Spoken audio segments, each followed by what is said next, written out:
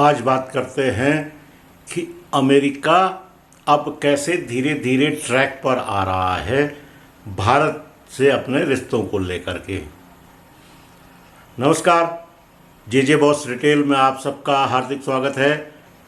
मैं भारतीय राजनीति, भारतीय अर्थव्यवस्था, भारतीय सामरिक व्यवस्था और जो नई खोजें हैं उनको लेकर के मैं आप लोगों के सामने एक सीरीज लेके आया हूं और इसमें मैं आपको ये भी बताऊंगा कि कुल मिलाकर के भारत की प्रगति किस तरह से हो रही है, भारत के समाज में क्या असर पड़ रहा है और भारत आगे चल कर के 2047 में किस तरह से एक विकसित भारत के रूप में सामने आएगा। ये सब एक पूरा जो राउंड अप है वो मैं लेके आ रहा हूँ और उम्मीद करता हूँ कि ये सीरीज आपको अच्छी लग रही होगी। अगर आपको अच्छी लग रही है तो कृपया इसे लाइक करें, शेयर करें और जिन भी व्यूअर्स ने अब तक जे बॉस रिटेल ब्लॉग को या चैनल को सब्सक्राइब नहीं किया है, कृपया इसे सब्सक्राइब कर लें। आइए मुख्य मुद्दे पर आते हैं। भारत और अमेरिका के बीच के जो रिश्ते हैं पिछले 3-4 महीनों में बहुत ही क्रूशियल स्टेज पर पहुंच चुके हैं और ये भी कहा जा रहा है कि हमारे भारत के प्रधानमंत्री नरेंद्र मोदी जी अमेरिकी राष्ट्रपति डोनाल्ड ट्रंप के सामने नहीं आना चाहते हैं और वो चाहते हैं कि जब तक कोई भी डील पक्की न हो जाए और डोनाल्ड ट्रंप चारों तरफ से एक रिश्ते में या एक अनुबंध में न बंध जाएं, तब तक मोदी जी उनके सामने नहीं आ रहे हैं। आइए शुरू करते हैं। सबसे पहले सवाल है कि डोनाल्ड ट्रंप ने अमेरिका में दीपावली का जो पर्व है उसको कैसे मनाया और क्यों मनाया। कैसे मनाया मैं तो आप यह है कि डोनाल्ड ट्रंप ने अपने निवास पर सभी सर्वदलीय धार्मिक नेताओं को वहाँ पर बुलाया और दिया जलाने के बजाय केक काटा। उसमें हमारे सनातन के जो वहाँ पर पंडित जी रहे होंगे वो भी शामिल हैं, प्लस एक सिख धर्म के भी वहाँ पर अनुयायी मौजूद थे और इसके अलावा क्रिश्चियन, मुस्लिम और अन्य धर्मों के भी लोग शामिल थे। बहरहाल तो डोनाल्ड ट्रंप भारत की अर्थव्यवस्था को मृत अर्थव्यवस्था बता रहे थे। आखिरकार उन्होंने दीपावली जैसे पर्व पर अपने यहाँ एक समारोह रखा, एक छोटा सा आयोजन किया। अब इसके बैक में जाते हैं, इसके पीछे जाते हैं तो आप पाएंगे कि 4-5 महीने से हमारे देश के एक प्रमुख उद्योगपति जो राहुल गांधी के अक्सर निशाने पर रहते हैं, कांग्रेस के बड़े नेता हैं राहुल गांधी जी और वो जो हैं निशाने पर रहते हैं, यानी कि मुकेश अंबानी। मुकेश अंबानी 3-4 महीने से जो डोनाल्ड ट्रंप के प्रोग्राम हो रहे थे उनमें भारतीय जो आधिकारिक जो उपस्थिति थी वो नहीं हुई, लेकिन मुकेश अंबानी उन समारोहों को अटेंड करने के लिए भारत से अमेरिका पहुँचे। अभी तक ऐसे 2 अवसर आए हैं जहाँ पर मुकेश अंबानी डोनाल्ड ट्रंप के सामने रहे और उनसे बातचीत भी हुई। अब रही बात डोनाल्ड ट्रंप और अंबानी किस कड़ी को एक पूरी सीरीज बनाने के या पूरी माला बनाने के उसमें लगे हुए हैं, ये आप एक साइड में रख दीजिए। दूसरी तरफ भारत ने रूस से कहा कि आपका जो पेट्रोलियम पदार्थ है वो खरीदते रहेंगे और किसी दिन कम होगा और किसी दिन थोड़ा बहुत ज़्यादा होगा, तो एक एवरेज आ जाएगा। अभी तो अक्टूबर-नवंबर तक की पूरी डील हो चुकी है। इधर डोनाल्ड ट्रंप बुरी तरह से नाराज़ हैं तो उन्होंने भारतीय जो सामान है, भारतीय गुड्स पर अपने देश में टैरिफ लगा दिया जो कि 25% से बढ़कर के अब 50% हो चुका है।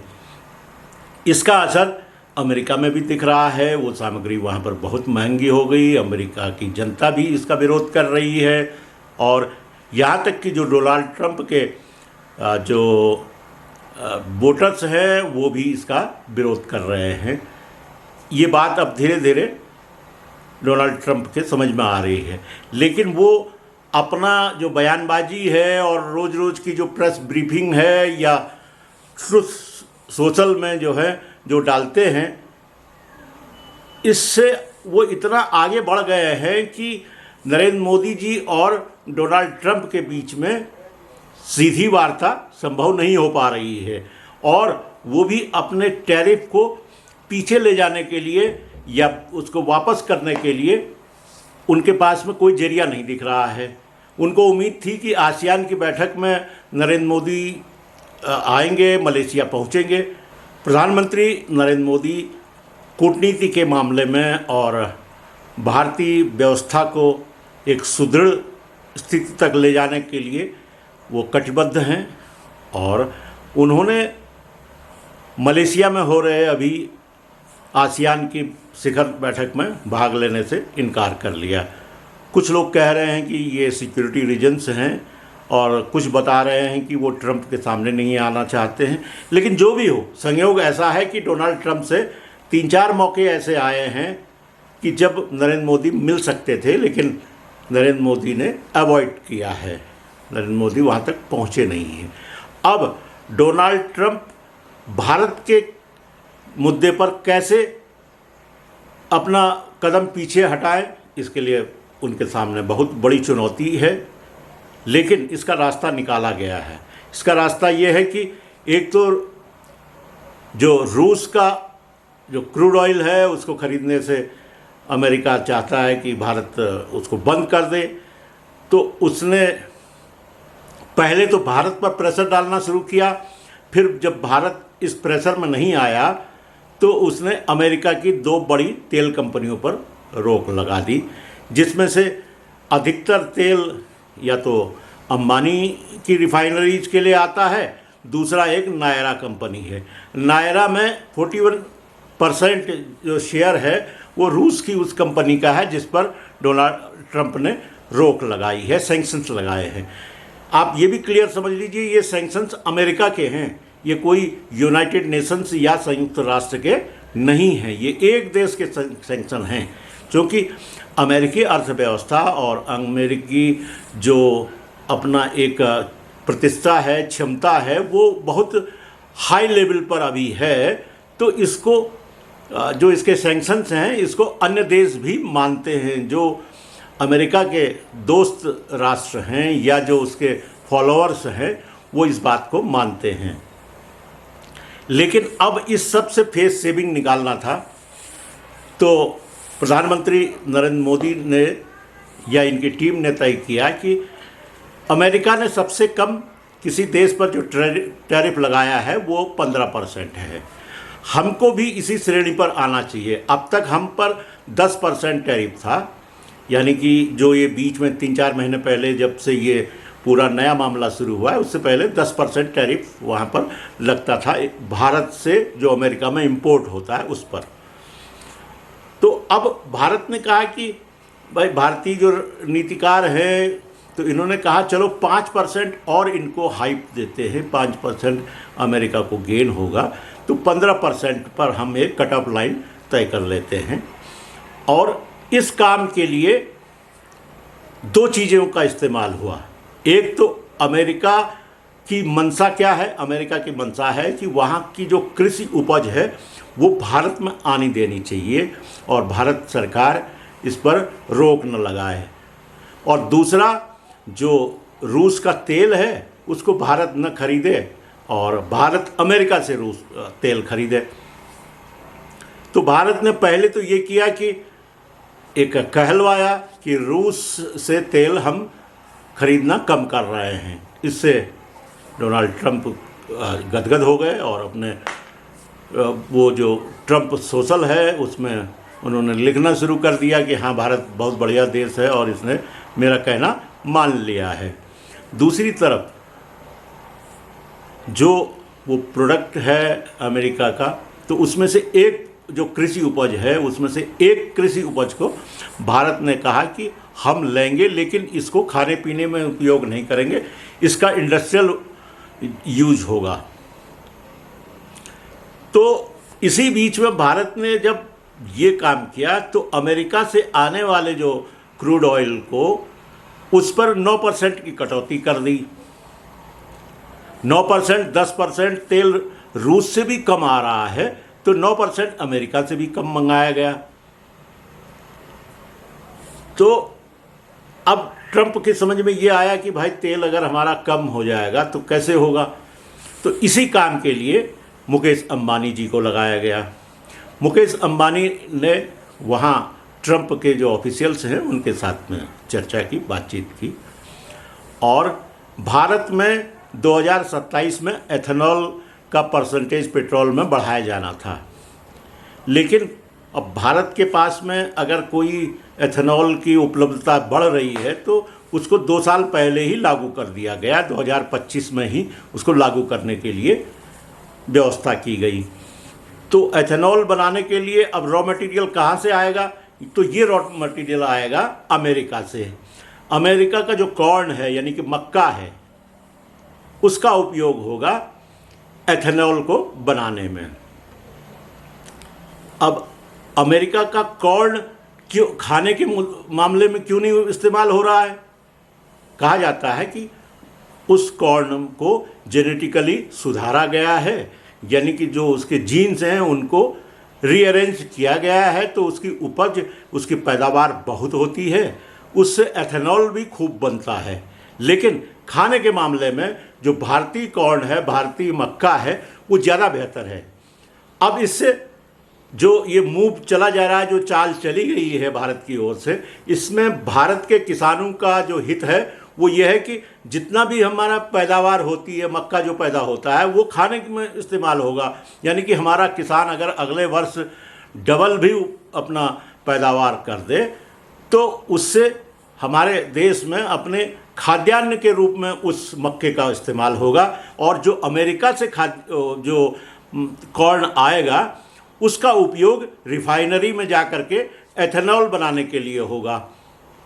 भारत भी चाहता है कि जो प्रदूषण है वो कम होना चाहिए, वाहनों के चलने से जो प्रदूषण है उसको कम किया जाना चाहिए, और जो वाहनों की टेक्नोलॉजी है उसको थोड़ा सा जल्दी बेहतर किया जाए कि जिससे जो एथेनॉल की परसेंटेज है 25, 26, 30% तक जहाँ तक ले जाने का इसमें सोचा गया है।